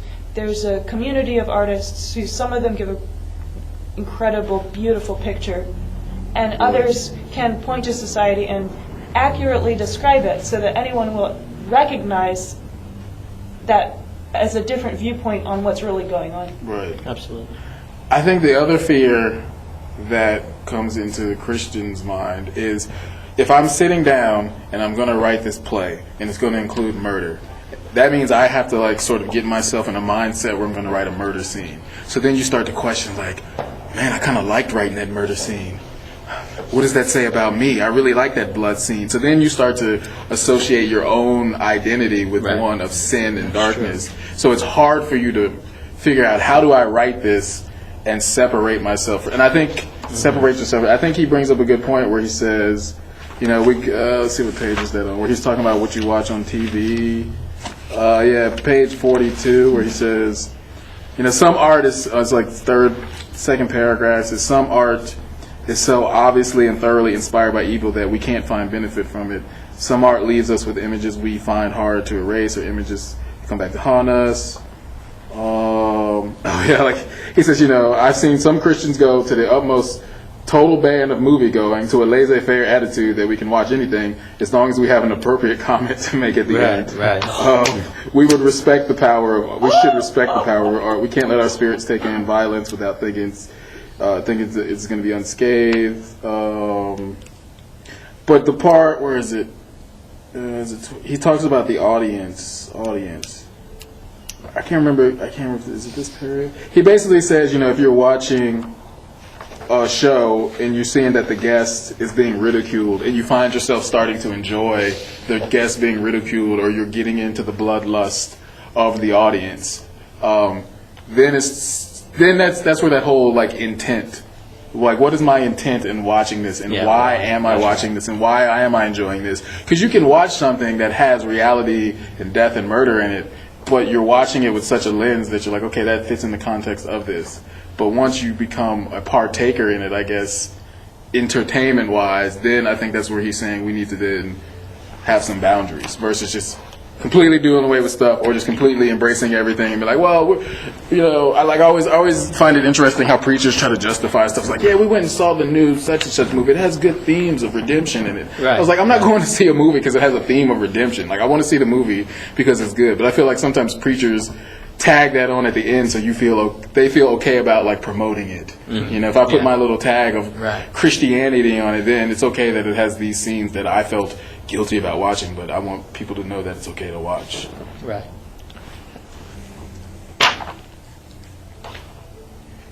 This is going to sound off topic.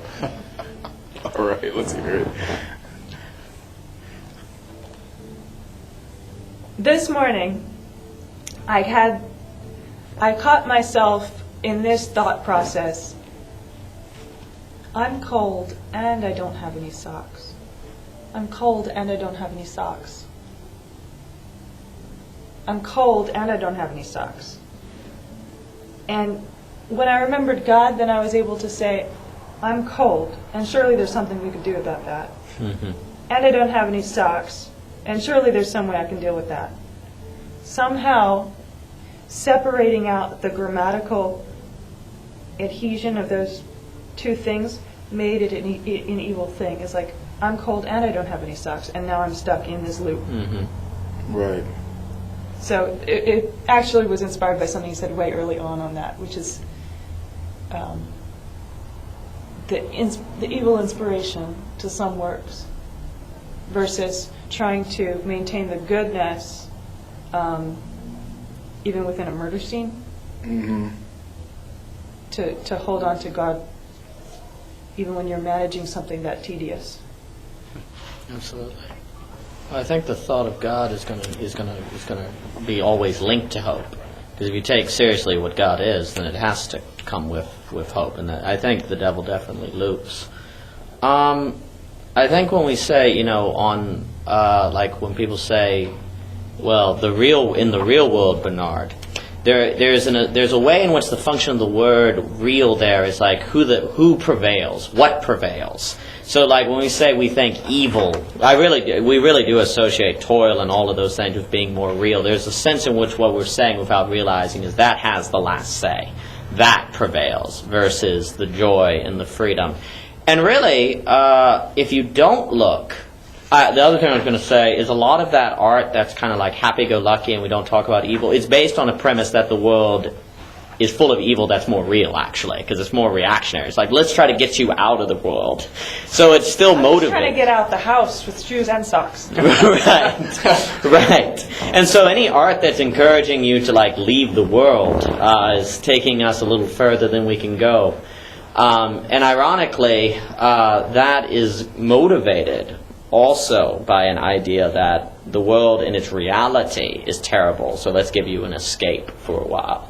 Where actually, if we look at Jesus, he was murdered, right? I mean, in essence, he was murdered. He was put on a cross, so we're looking at the murder. And suddenly, the joy becomes unified with the murder and the terrible things. It's like there's this great reversal where death suddenly gets integrated into the beauty of the resurrection. Therefore, in your art, you will, and if you're going to have that message of true beauty, you're going to have to look clearly at evil and murder and things, because that's what Jesus, God, took and put in the great mosaic, I suppose, the threading tabernacle. Is that not tabernacle? Tapestry. Good job, Carole King. The great tapestry of his work. So if we don't look at it, we can't have it be Christian joy, and therefore it can't be true joy. Carole King was the singer who wrote "My life is but a tapestry." That's the connection. I knew who Carole King was. I'm not even there. I mean, like if you look on, my mind goes to Bayou. Okay, fair enough. If you look on 39, the third paragraph, where he's basically making the point that if we look at the Bible, let me see, is that the right? Blah blah blah blah blah. Well, maybe it's not that page. I can't remember what page, but he's talking about King David and murder and sexuality in the Bible. Yeah, right. But he does make that point. It's like, if we were to just straight up look at murder and all of the things that we consider evil as point blank evil because of the act themselves, then we couldn't even read the Bible. But he's saying because the Bible is truth and the Bible speaks about what happened, it's saying, look, this happened. It's not saying I'm promoting this. It's saying I can't lie. This took place. I like what this one preacher said once. He says, what did he say? He said the Bible is truly stated, but that does not mean that everything in the Bible is a statement of truth. The Bible is truly stated, but that does not mean everything in the Bible is a statement of truth. Because he says, you could look at a Job story where he says, the Lord giveth and the Lord taketh away. He's like, that's Job's anguish and pain of expressing what he thought happened. Doesn't mean it was correct.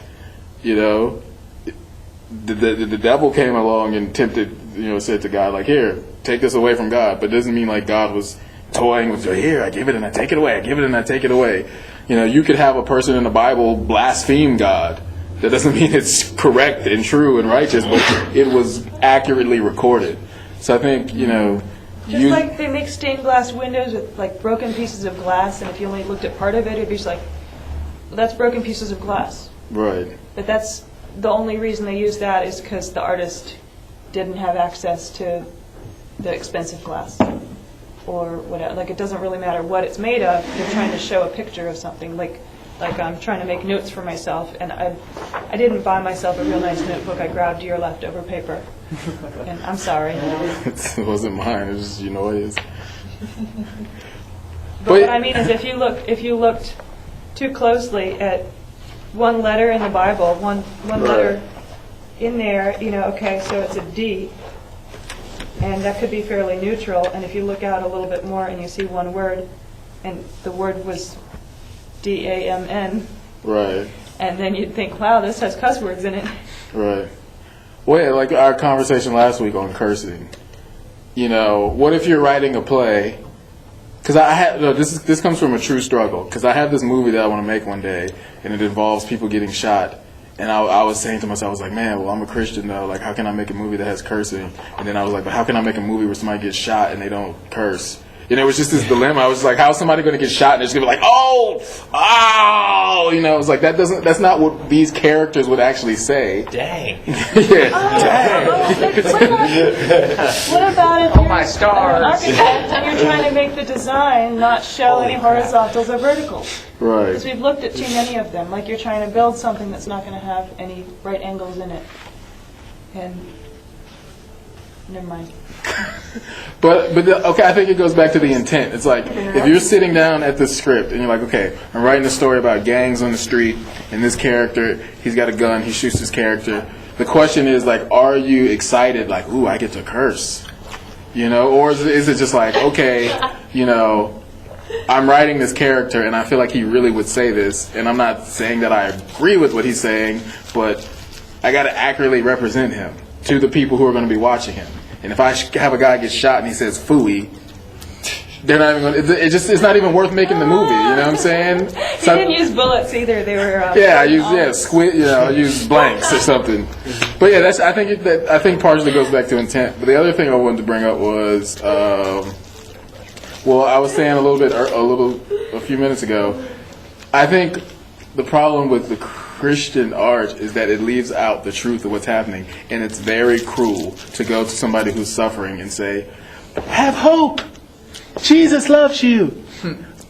Kittens. It's like, you have to bring the hope. You want them to have that, but if you just try to apply that directly, they're going to be like, bring me a kitten, Bernard. They're going to say, get out of my face, because you haven't first empathized with their problem.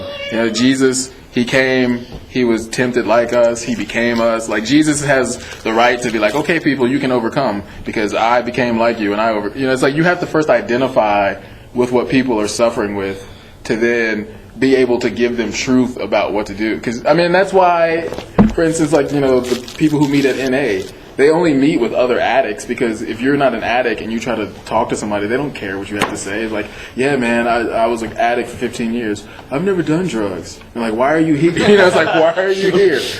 That's pretty funny. The last thing I wanted to bring up was, Need a great choice. You see this a lot in hip hop. Is it the opposite? Yeah, I think hip hop does the opposite of the Christian art a lot. You hear a lot of rappers release albums, and people say, oh man, this is so filled with violence and murder and vulgarity. And the people say, well, this is real. This is what's going on the streets. We're just reflecting reality. We're not creating this. We're just reflecting it. So what are you going to do about it? And it's like, yes, but you've been doing that for 15 albums now?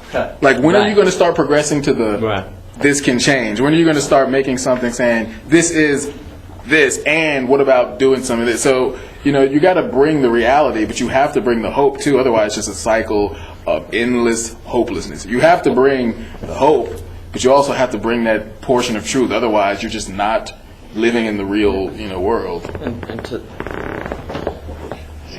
that, alley-oop.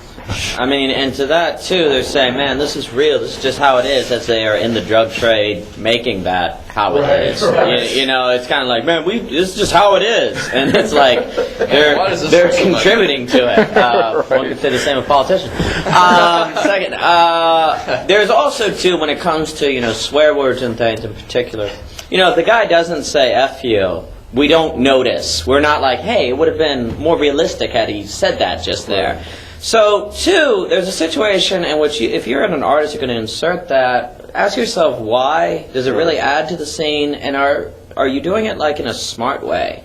Like if in a way, like let's say in your story, a character uses, someone says, "What, do we have any hope left?" And then the character uses, he's like, well, it's like, Jesus, keep your mouth shut. He's like actually saying, oh, well, that would be our hope, but he's using it in the context as if to shut him up, to shut him up. So that would be an intelligent way to, use a wry language to actually point to Jesus being, the answer, our only hope, and yet simultaneously having it be a realistic thing that character would say.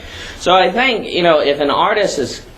My problem is when people use explicit content and it's not intelligent. Right. It's not necessary. It doesn't add to the action. There are plenty of movies, and like let's take Alien. How often is the alien shown in the movie Alien? Not very often. That actually makes it more terrifying. The absence of the shark in Jaws. So there's a way in which artists, I think actually if you get really good at your craft, you suddenly find yourself not needing to do the explicit stuff. But when you do the explicit stuff, it's justified by the action, and it actually brings out the story. And you'll find yourself using it in such a way that it actually points to the kingdom.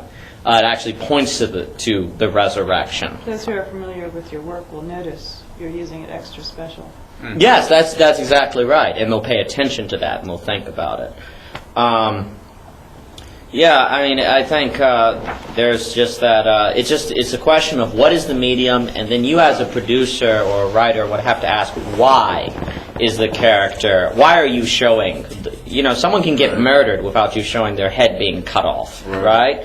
Okay, in real life, their head gets cut off, but you chose to show it. Why? Right. And if you have a reason, by all means, go for it. But I do have a problem when artists start saying we should, or even Christian artists, and be like, well, we should be allowed to be explicit, and they're explicit, but they don't have any logic, no reason. It doesn't add to the action. And I think that just gets into craft in many respects. Sort of like that passage that says, all things are allowed for me, but not all things are good for me. It's like, we have the freedom, but that doesn't mean that we need to go around and be like, okay, this poem is going to have cursing and violence because, it's okay. I haven't done that one yet.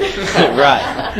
So, we do have to be smart. But I think, everything that you were saying about living in such a way that the goodness and the truth and, the joy, that is the reality. I think if we live it's possible to live in that reality and yet still address things in our work. Because it's just, we have to make sure that the things that we address in our work don't become our reality. Exactly. So, we're not supposed to detach ourselves from our work because then it won't be genuine. But we have to constantly just maintain closeness with God.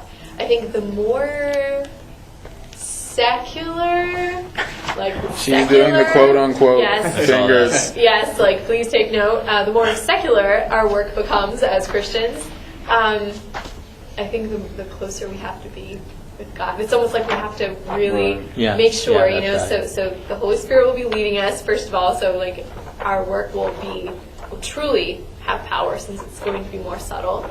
But yeah. Absolutely.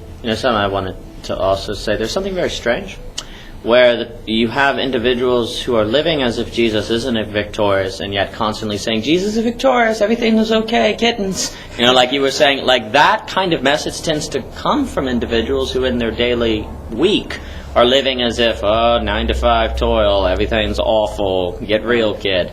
We say that Jesus is victorious, but we don't live as if Jesus is victorious.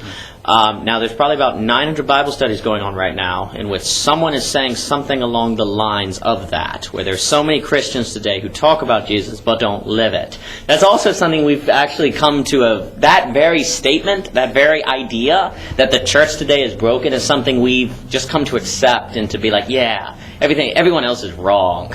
But it's the key is to actually, again, I think humility and also getting back to that initial points you made 2 hours ago about how to relate to your parents goes to where you truly, empathize and believe, yes, I am part of that church that will mess up. Yes, I would be, if I were my parents, I would be doing that. And also, don't be telling your parents that they should be listening to you and appreciating your music if you're not living a life that would give them reason to appreciate your music or to care. If you're going around doing drug trade and, joining gangs, and you're like, Mom, Dad, why don't you appreciate hip-hop? Let me tell you, Sonny. Let me tell you. Your life your life will determine whose ear you receive. So, live life. Enjoy. To the idea of, like, we're talking about cursing last week, and you were just making the point about the real reality that we think is real. Yeah. I remember distinctly in high school, one of my friends said, he's like, "Oh, you got an album that don't have parental advisory? Man, that ain't real hip hop." Like, he seriously thought that it had to have cursing in the album or it was not real. And I remember laughing at that, but at the same time, in the back of my mind, I was like, yeah, you're right. this is not real. Because I told you my mom wouldn't let me have them, so I had to go to you'd be like on Kmart, and they would have clean versions where they would like edit out the curse words. And somebody was like, "Hey man, can you make me a copy of that tape?" I was like, "Yeah, I made a copy." He's like, "What is this you gave me? It's all the curse words was cut out." He was so upset. There's some songs they just left off completely, I guess, because it was just too much. I don't know. But I remember just searching through the stacks, like edited version, just so I could own it. But seconds of silence. This idea came from Lori Jean. She inspired this idea. There's a festival of the photograph that happens in Charlottesville every year. So we're on a downtown mall in the pavilion. They had this huge projector projecting photos, like, I don't know, 20 by who knows how tall. Just a huge screen. Cool. And so this is for photographers from around the world, and they're just, it's just a photo show, just projecting people's stuff. And a lot of it was like starving children. One guy did a whole project about this family they were like meth users or something, and it was just showing their turmoiled family life. And I remember Lori Jean said something about, man, I really, I understand that these photographers are capturing, life and its grittiness. But she said, I really wish there would have just been some photographs of like people smiling, just something hopeful. And it was there when I realized, it's like, yeah, we do associate the real, raw reality with pain, death. And so that becomes more real to what we identify with. So when you do show people smiling, or you do see the Christian hopeful art, it's like, that's not real. People don't smile. People don't have hope. Right. It becomes so much easier to identify with the negative. Exactly. Because it takes work to smile when you're in pain. It takes work to have a positive attitude. I'm going to be happy today. It's so much easier to wake up and like, today sucks. Oh, what's going to happen next? And then everybody else around you is bringing you down because they're agreeing. They're like, yeah, man, work sucks. Yeah, we all suck. Yeah. So you have a community of people like agreeing on the same language, the same word usage, that work sucks. And nobody wants to be the outcast, so nobody's going to be like, no, today is a great day, guys. Come on, buck up. No, they're going to be like, get out of here. Go back to 1950. Yeah, they because you're not willing, it's like strength in numbers, but on the negative side. It's like nobody, they're not willing to allow you to change the atmosphere of the group. Because we're all on one accord. It may be a bad accord, but we're all on one accord at least. We're unified. But yeah, I mean, just and you're gonna like it. It's that same thing in the hip hop. If it's about murder, if it's about death, if it's about getting killed, then this is real. And it speaks to truth because we want something that's real. We want authenticity. We want to be able to grab onto something, and we'll grab onto it even if it's a negative. It's better to feel that weight of something than to kind of like grab onto the fluffy clouds of hope. Right. Oh yeah, I want that, but I'm gonna have to work to get that. No, let's just stay down here where it's easy. A unique thing that I think the quote-unquote Christian artists do. Two things. One, if I were to say, well, Matthew 6:36, when it comes to work, Jesus, seek ye first the kingdom of God and all these things will be added. It'd be like, okay, Daniel, but let's get practical. Let's get real. Interestingly, if someone says get practical, that should be, I should think about Matthew 6:33. It should be the reverse, right? That should mean get more spiritual, not less. But even words like practical, real, it means get more earthy, not more spiritual. But if we truly believe in God, then it should be the exact reverse.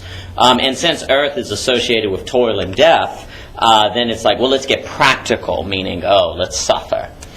Second, the unique thing that the Christian artist can do that no one else can do.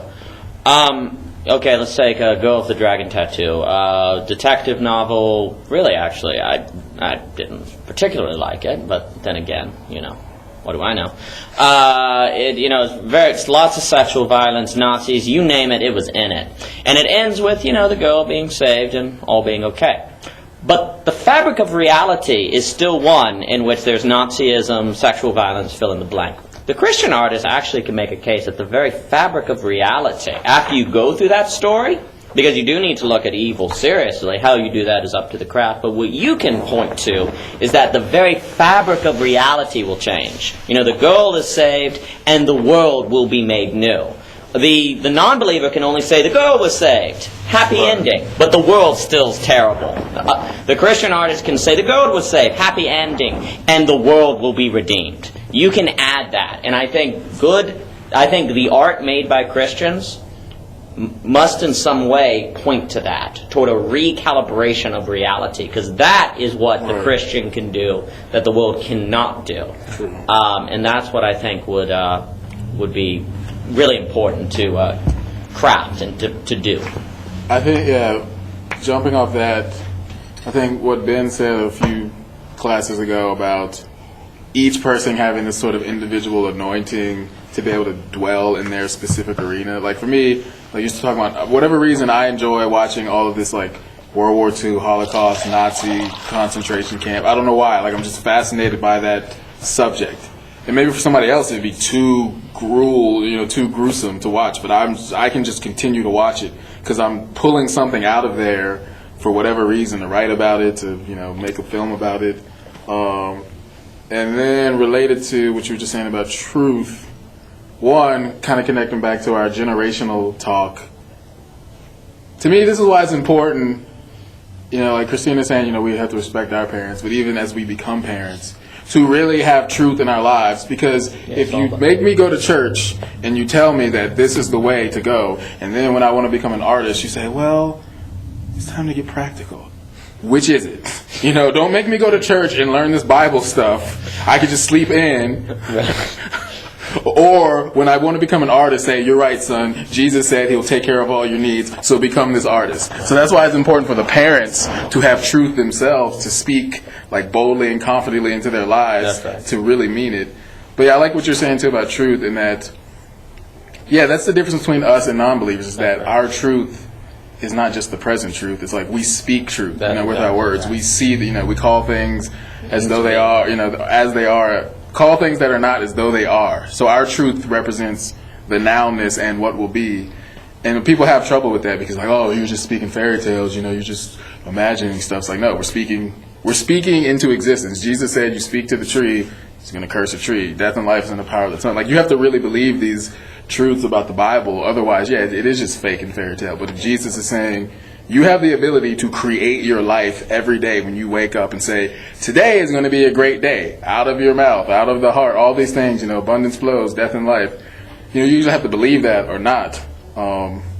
Speaking of truth as this transcendent thing, we have to really believe it. Otherwise, what's the point of making art as a Christian if we're just going to say, Hitler, look at the Holocaust paintings, because the non-believer can do that. Mm-hmm. So what are we adding to the world that's different? If we're going to talk about Hitler, we have to do it in such a way that points to death not having the final sting, and a recalibration of the entire fabric of the cosmos, but not in such a way that is in denial of the existence of Hitler.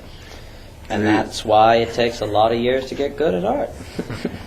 And the last thing I'll say, I'll send this to you guys too. My friend sent me this one time. It's called The Compost Heap. I forgot which book he was reading. But it basically says, God treats creation and redemption as a compost heap. And that when you have a compost heap, you have all of the nasty, the waste, in this one place. But the point of it is, as it's composted, it's turned into something good. So he said the thing is that God doesn't take like the nasty stuff out, Like he puts it in there full force, full sting, because the impact of then changing it is going to be that same full force. So, I mean, we're in this world where God could have been like, okay, well, you guys fell. I'll make it soft. No, he was like, you broke it. Deal with it. I'll help you get through it, but I'm not taking like the free will out. I'm not taking the consequences out. If you hit that brick wall, you're gonna bleed. So don't hit the brick wall. You know, he allows the things to remain as they are, because if he didn't, it would have no meaning. It would have no true weight. You know, we would just make decisions and then pull them back. Make decisions, pull them back. So I like that idea of the compost heap, that God is redeeming it, but he's not doing it in some kind of nice way. Like, okay, we'll take the poop out. And he's like, no. The poop is going in. And when I redeem this, you'll be like, man, he made that from poop? Wow, God is a genius. Yeah, I mean, look at the way that God redeemed the world. Like, just the example of Jesus. Yeah. Think about that. Like, you know, we're talking about Christian art being so, like, you know, high in the sky, right. like, unreachable and inaccessible. And it's like, people are like, what? But that's because we're not thinking about what Jesus did. Right. I mean, how did God decide to fix the world? By sending his son as a human, like coming. That's this picture of heaven coming down, getting dirty, experiencing pain. Like, it's just right. Yeah. It's this picture of, I guess, how we're supposed to go about, you know, what we do. As Christians making art, we don't compromise who we are. Like, Jesus was still Jesus. He was flawless, but he was in the body, the fallen body of a human. So it's kind of like, I mean, not that our art should be ugly. You know, we're not talking aesthetics, but, you know, wrapped in humanity yet containing divinity, I think. Right. Absolutely. Jesus was flawless in flaws. And your art should be flawless in flaws. That incarnational act. I'm sorry.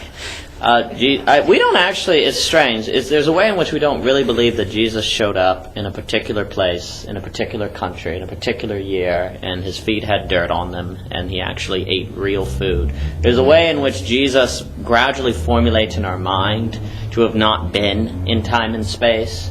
Eventually he comes to be more of a universal entity.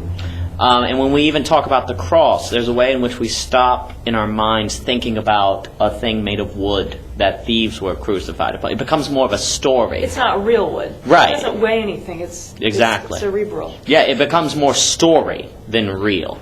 And as humans, we naturally do that. When we hear something, it will become more story. And it takes a whole lot of spiritual discipline and seeking to actually, like you said, Rachel, feel as if the wood has weight. Like to keep it people-sized. Exactly. Very good. And because what happens, I think, too, is when we read the story of Jesus, we kind of like Jesus, he died in eternal, like this kind of like non-real time, just this universal always time. And so then we kind of lose sight of the importance of particularity and flesh and body and time and space and things. But if you really take seriously that God came into a particular time and space and had real dirt and mud and blood on him and was in a really real, terrible society with a really real Roman Empire, and he was really killed like a thief, then we start to not make these errors where art has to be in this Platonic kind of dimension. Actually, this just gets into where we've let Platonism slip into Christianity. But, you know, since I can't do my econ lecture, I guess I won't do my Platonism lecture either. So, what can I say? Next week. Next week. Well, that is I guess I'm going to skip next week. time. Yeah, that's official time. You guys are free to hang around. Thanks for that freedom. You're welcome. I give freedom whenever I get the chance. Yeah, I think Spread it around. NT Wright, have y'all read Surprised by Hope? I really like The Surprised by Hope. I think he does a very good job on getting the kingdom of God. I think Scott McKnight does a good job with terms, but sadly, if you say anything good about anyone in the emergent church, then you're not allowed to like Piper, but I like Piper. We do these strange dichotomies, too. I mean, I already said that I think Rob Bell has some great books, so I'm in trouble. I think, too, when it comes to false teachers, just to go on a limb, we think being false teacher is like an individual when it's something you go in and out of. someone who's a good teacher last Sunday, the next Sunday can be a false teacher, and then they can be redeemed and, recognize their ways. To say, you're a false teacher, so you did false teaching. If you keep doing false teaching, and I don't, like Matthew 18:5 says, come and say, hey, you're wrong. Matthew 18:5 says, if you're in error, I'm to come to you in private. I'm not to go on the internet and say, Rob Bell is a false teacher. No, I'm to get in my car, if I live in Florida, according to Matthew 18:5, drive to where, what is it? Wisconsin? No, it's not even M. It's Michigan. I think it's in Michigan. Mars Hill in Michigan. You're to get in your car, drive to Rob Bell's church, say, Rob, can I talk to you for a little bit? I mean, seriously. And then you talk to him. You're like, Rob, I don't think what you're saying in Love Wins is right. And you talk, and he's like, no, I really stand. Then you're allowed to go to the church. And then, well, actually, to go to 2 elders. Then you go to Rob, and you're all like, Rob, we don't think what you're doing is right. And then you go to the church, and then you do that, and he's like, Rob, sorry, you got to go, man. But this whole getting on the internet and then blasting Rob, that's totally against what the Bible tells you to do when it comes to false teachers. I think you're doing is you're talking about treating things in the generic and in the stereotype approach, where you glaze over something you learn about and keep it at arm's length and hit it like it's a softball, and actually, like I say some garbage to you just because I'm not paying attention to what I'm saying. But I'm actually just handing you generic stereotypes that I just carried in from some other place, like as a burr. I wasn't actually choosing to give it to you. It just kind of like... Yeah, you just threw it out there. That's right.